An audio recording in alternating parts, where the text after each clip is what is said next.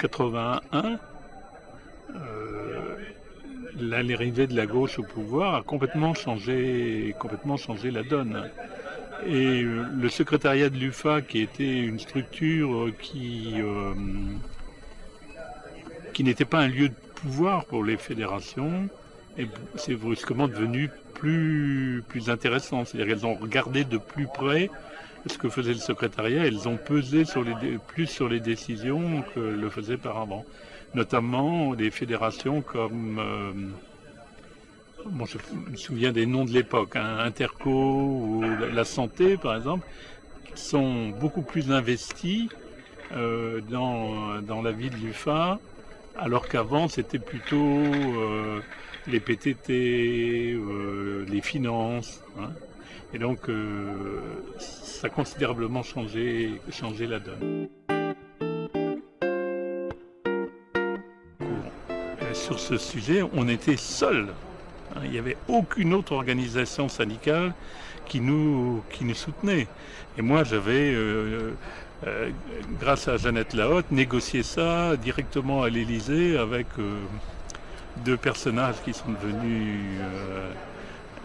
comment dirais-je, plus connus maintenant, qui s'appelaient François Hollande et Ségolène Royal, qui étaient des deux jeunes conseillers à l'Élysée. Mais là-dessus, on était seuls. C'était l'exemple typique où les autres syndicats ne nous suivaient pas.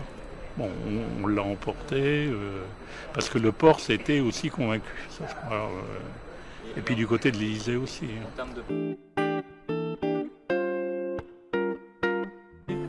Parce que selon les fédérations d'origine, on n'avait pas le même point de vue, hein. Bon, là, je veux dire, il y avait la fonction publique d'État, et puis qui était la fonction publique, et puis les autres, hein. Donc, et c'est à cette époque-là qu'on a réussi à faire émerger les trois fonctions publiques au même niveau de reconnaissance, si j'ose dire. Donc ça a été une première difficulté à l'intérieur de la CFDT, mais qu'on a réussi à surmonter.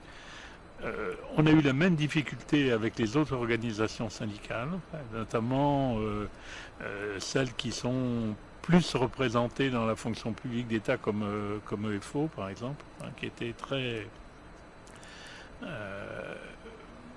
pour qui, dès qu'on déplaçait une virgule du statut de la fonction publique, c'était un crime de lèse-majesté. Donc c'était très compliqué.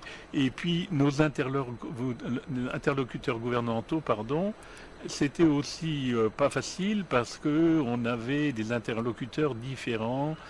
Un coup, on négociait avec Defer, un coup, on négociait avec la fonction publique, un troisième coup, c'était avec l'ensemble